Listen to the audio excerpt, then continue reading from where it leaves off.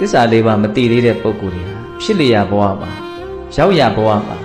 သူများမျက်နှာကိုမော့မော့ကြည့်ပြီးတော့ဒီလိုကတော့တိတဲ့တိလိုက်တာကိုတိလေအောင်တကားဆိုပြီးအမြဲတမ်းအောက်ကျနောက်ကျနေရတတ်တယ်အဲ့လိုတောင်ဟောတယ်မြတ်စွာဘုရားဥမာဘာနဲ့တူလဲဆိုလို့ရှိရင်တဲ့မြင်းကြီးယာမှာချထားတဲ့ဝါကွမ်းလေးတစ်ခုတောင်လေလာတာနဲ့မြောက်ဘက်လွန့်သွားမြောက်လေလာတာနဲ့တောင်ဘက်လွန့်သွားလေသိပ်ချမ်းစရာတောင်မလို့နော်လေလေးနည်းနည်းလှုပ်လိုက်တာနဲ့ကို तू ကမဖြစ်တော့ဗျောက်ပြက်ခတ်နေပြီ तू ကဘာလေးတော့ဝါကွမ်းလေးကိုကျွတ်တို့ဘုသူရှင်တွေရဲ့စိတ်ကလည်းပဲဝါကွမ်းလေးပဲဘာထောက်ရတီယာမှမရှိဘူးဘာလေးနဲ့မှုမှမရှိဘူးရက်တီနိုင်မှုမရှိသေးဘူးဒါလက်တွေ့ခံစားတတ်စေခြင်းတဲ့ဘုံဘုံကခုကျွတ်တို့စိတ်တွေဖြစ်စဉ်ကြည့်ကြည့်လိုက်နော်ဖြစ်ခြင်းတယ်လို့ဖြစ်နေတာတော့စိတ်ကဟုတ်တယ်မဟုတ်လားစိတ်ကိုစိတ်ဝင်စားကြည့်စမ်းပါစိတ်ကကိုယ့်လက်ထဲမှာရှိတာလားစိတ်ရဲ့မြင့်မြတ်မှုယုံညံ့မှုဟာကိုယ့်လက်ထဲမှာရှိတာလားအာယုံလက်ထဲမှာရှိတာလားဆိုရင်စိတ်လက်ထဲမှာရှိအာယုံလက်ထဲမှာရှိတာတော့ကျွတ်တို့ကဒီစိတ်ကိုအာယုံလက်ထဲမရှိစေရဘူးငါရဲ့ဉာဏ်ရဲ့လက်ထဲမှာရှိအောင်ငါဖြစ်ခြင်းတယ်လို့ကောင်းတာလေးတွေဖြစ်အောင်လုပ်မယ်လို့ဒီစိတ်ပေါ်မှာပိုင်နိုင်မှုအရှိရသော်ပဲအဲ့ဒါတွေကိုထောက်ပြတာပုထုဇဉ်ရဲ့အနေထားသစ္စာလေးပါးကိုမသိသေးတဲ့ပုဂ္ဂိုလ်ရဲ့အနေထားဒီလောက်ပဲရှိသေးတယ်ဘယ်လောက်လဲဝါခွမ်းလောက်ပဲရှိသေးတယ်နည်းနည်းလောက်လောကရန်လေးလှုပ်လိုက်တာနဲ့ခြလက်ပါရမ်းသွားဟုတ်တယ်မဟုတ်လားမြေကြီးတဲ့ကို၈တောင်လောက်နဲ့အောင်တူးပြီးတော့စိုက်ထားတယ်မြေပေါ်မှာ၈တောင်လောက်ပေါ်နေတဲ့တကားတိုင်အဲ့ဒီတကားတိုင်ကြီးကတော့ရိုက်လေးမျက်လာကလေးကြိုက်တဲ့လောက်လားသူ့မှာတုံတယ်လှုပ်တယ်ဆိုတာမရှိဘူးတဲ့သစ္စာလေးပါးကိုသိပြီဟေ့ဆိုရင်တော့အဲ့ဒီပုဂ္ဂိုလ်ရဲ့စိတ်ဟာတုံလှုပ်တယ်ဆိုတာမရှိဘူးလို့အဲ့လိုဟောတာသစ္စာလေးပါးကိုမသိသေးတဲ့ပုဂ္ဂိုလ်တွေရဲ့အနေအထားဟာကြောက်မဲ့ဖွယ်ရာကောင်းတဲ့အနေအထားမှာပဲရှိနေသေးတယ်ဆိုတဲ့အမှန်တရားကိုမြတ်စွာဘုရားကရိပ်မိဖို့ပြောပြတာ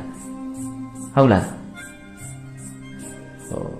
ယောဂီတို့အမြဲတမ်းကြားဘူးနေတဲ့တုတ်တန်တစ်ခုရှိသေးတယ်လက်ညှိုးပေါ်မှာတကိုးတော်နဲ့မြေမှုန့်အနေငယ်တင်ပြီးတော့မဟာပရိမြေကြီးမှာရှိတဲ့မြေမှုန့်နဲ့ဒီလက်ညှိုးပေါ်မှာရှိတဲ့ဒီလက်သေးပြားပေါ်မှာရှိတဲ့မြေမှုန့်ဘယ်ရာကများလဲလို့မြတ်စွာဘုရားမေးပြီးတော့ဟောတဲ့တုတ်တန်ဒေသနာနှစ်ပုဒ်ရှိတယ်ဟိုတော့ဘုံဘုံဟောတာရှိတယ်လက်သေးပြားပေါ်မှာမြေမှုန့်များဆိုဟုတ်လားမဟာပရိမြေကြီးမှာရှိတဲ့မြေမှုန့်ကမနှိုင်းရှင်လောက်အောင်များပြားလှပါတယ်ဗျာလို့လျှောက်တော့မြတ်စွာဘုရားအေးတဲ့သစ္စာလေးပါးကိုသိတဲ့ဉာဏ်ကိုရထားကြတဲ့ဒသနတမ္ပရာယအသိဉာဏ်အမြင်နဲ့ပြည့်စုံကြတဲ့သောတာပန်ပုဂ္ဂိုလ်ကိုကြည်ညွှန်းတာပါနော်သစ္စာလေးပါးသိထားကြတဲ့ပုဂ္ဂိုလ်တွေအတွက်အကုန်ခန်းသွားတဲ့ဒုက္ခဟာမဟာပရိမြေကြီးမှာရှိတဲ့မြေမှုန့်များတဲ့ဖွယ်အလွန်များလက်ကြံဒုက္ခဟာလက်သေးပြားပေါ်မှာရှိတဲ့မြေမှုန့်တဲ့ဖွယ်နည်းနည်းလေးပဲကြံတော့တယ်ဟောပုထုဇဉ်တွေကြတော့အဲ့လိုမဟုတ်ဘူးနော်သူ့ရဲ့အနာဂတ်ဒုက္ခကမျှော်မှန်းလို့မရဘူးလို့အဲ့လိုဟောတာဟုတ်လားတတ္တဝါတူတယောက်ကွယ်လွန်အိဋ္ဌာရောက်ပြီးတဲ့နောက်မှာကောင်းရမြတ်ရာကိုရောက်တဲ့တတ္တဝါဟာအလွန်နေတယ်ယုံညံ့တဲ့ဘဝကိုရောက်သွားကြတဲ့တတ္တဝါတို့ဒီတာတယ်အလွန်များတယ်ဆိုတာကိုပြောတဲ့နေရာမှာလေဒီဥပမာကိုပဲပေးဒါကြောင့်နခတိခသုတ်တံနှစ်ပုဒ်ဖြစ်နေဟုတ်လားဒါပါတော့ဆိုတော့သစ္စာလေးပါးကိုမသိသေးသမျှဘုန်းဘုန်းတို့ရဲ့အနာဂတ်ဟာဘာမှပြောလို့မရတဲ့အနေအထားမှာပဲရှိနေတယ်ဒါကြောင့်မြတ်စွာဘုရားက